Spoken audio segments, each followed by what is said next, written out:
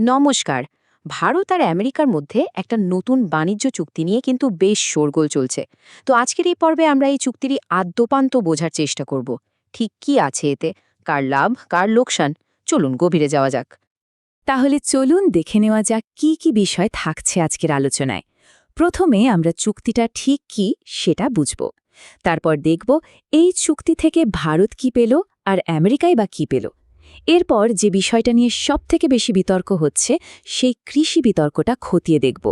আর সবশেষে রাজনৈতিক দলগুলো এই চুক্তিকে কিভাবে দেখছে সেটাও জানব। তো প্রথমেই আসা যাক মূল বিষয়। ভারত আর আমেরিকা একটা অন্তর্বর্তী বাণিজ্য চুক্তি বা ইন্টারিম ট্রেড এগ্রিমেন্টে সই করেছে। কিন্তু প্রশ্ন হল, এই অন্তর্বর্তী চুক্তির আসল মানেটা কি?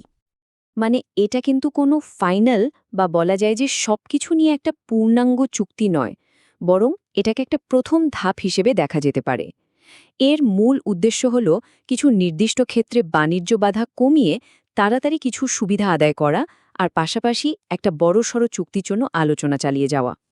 তাহলে সবথেকে জরুরি প্রশ্নটা হল, এই চুক্তি থেকে ভারতের ঝুলিতে ঠিক কি এলো? ভারতের লাভটা কোথায়?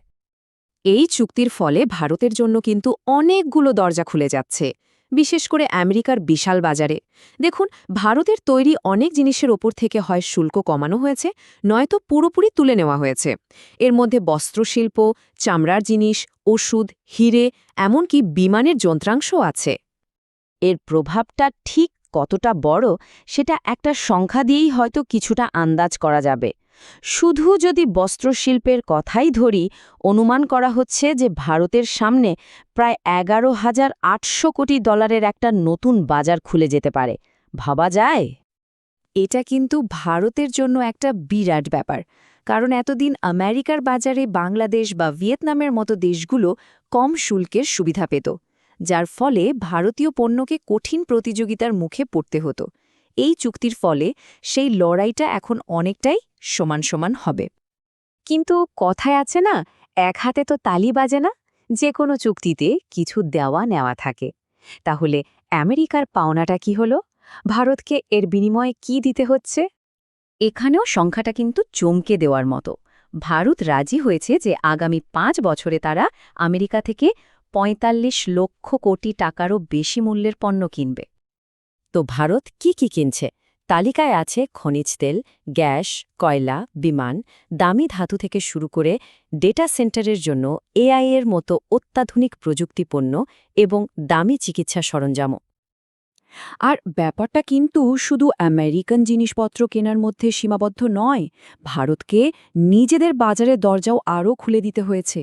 আমেরিকার বেশ কিছু খাদ্য, কৃষি আর বাণিজ্যিক পণ্যের ওপর থেকে ভারত নিজেদের আমদানি শুল্ক কমাতে বা তুলে নিতে রাজি হয়েছে। আর এই প্রসঙ্গেই আমরা এসে পৌঁছুচ্ছি এই চুক্তির সম্ভবত সবথেকে সংবেদনশীল আর বিতর্কিত অংশে। হ্যাঁ, কৃষিক্ষেত্রে। বিতর্কের মূলে একটাই প্রশ্ন, লাভটা আসলে কার হচ্ছে আর ক্ষতিটাই বা কার? বিশেষ করে ভারতের কৃষকদের ওপর এর কি প্রভাব পড়বে? দেখুন, বিতর্কের কেন্দ্রবিন্দুতে আছে পশুখাদ্য। একদিকে আছে ভারতের নিজস্ব সয়াবিন থেকে তৈরি ডিওসি, যা তেল বের করার পর পাওয়া যায়। আর অন্যদিকে আসছে আমেরিকার ডিডিজিএস। এটা আসলে ইথানল জ্বালানি তৈরির একটা বাই প্রোডাক্ট। সবচেয়ে বড় ব্যাপার হল, আমেরিকার এই ডিডিজিএসের দাম ভারতীয় ডিওসির থেকে অনেকটাই কম। বিষয়টাকে কিন্তু মোটেই ছোট করে দেখার উপায় নেই, কারণ ভারতে প্রায় ১.৩ কোটি হেক্টর জমিতে সয়াবিন চাষ হয়, আর তার একটা বড় কারণই হল এই পশুখাদ্য তৈরি করা। ফলে এই সস্তা আমেরিকান পশুখাদ্য যদি ভারতের বাজার ছেয়ে ফেলে, তাহলে তার সরাসরি প্রভাব পড়তে পারে লক্ষ লক্ষ কৃষকের জীবনে, বিশেষ করে মধ্যপ্রদেশ, মহারাষ্ট্র আর রাজস্থানের মতো রাজ্যগুলিতে, যেখানে সয়াবিন চাষ একটা বড় জীবিকা। স্বাভাবিকভাবে এমন একটা চুক্তি নিয়ে রাজনৈতিক ময়দানও কিন্তু বেশ উত্তাল হয়ে উঠেছে। চুক্তিটাকে ঘিরে তৈরি হয়েছে তীব্র বিতর্ক। বিরোধীদের তরফ থেকে আক্রমণটা এসেছে বেশ জোরালোভাবেই। যেমন কংগ্রেসের পবন খেরা তো সরাসরি বলছেন যে এটা কোনো চুক্তিই নয়, এটা আসলে ব্ল্যাকমেল এবং আত্মসমর্পণ। মানে এখানে দুটো একেবারে ভিন্ন চিত্র তুলে ধরা হচ্ছে। একদিকে বিরোধীরা বলছেন যে দেশের স্বার্থকে জলাঞ্জলি দেওয়া হয়েছে, দেশকে আমেরিকার ডাম্পিং গ্রাউন্ড বানানো হচ্ছে। আর অন্যদিকে সরকার পক্ষের দাবি এটা একটা কৌশলগত চুক্তি, যেখানে ভারতের মূল স্বার্থ, বিশেষ করে কৃষি আর দুগ্ধ শিল্পকে পুরোপুরি সুরক্ষিত রাখা হয়েছে, আর বিরোধীরা শুধু বিভ্রান্তি ছড়াচ্ছে। কিন্তু এই সমস্ত লাভ ক্ষতির হিসেব আর রাজনৈতিক তর্ক বিতর্কের পরেও একটা বড়সড় প্রশ্ন কিন্তু থেকেই যাচ্ছে।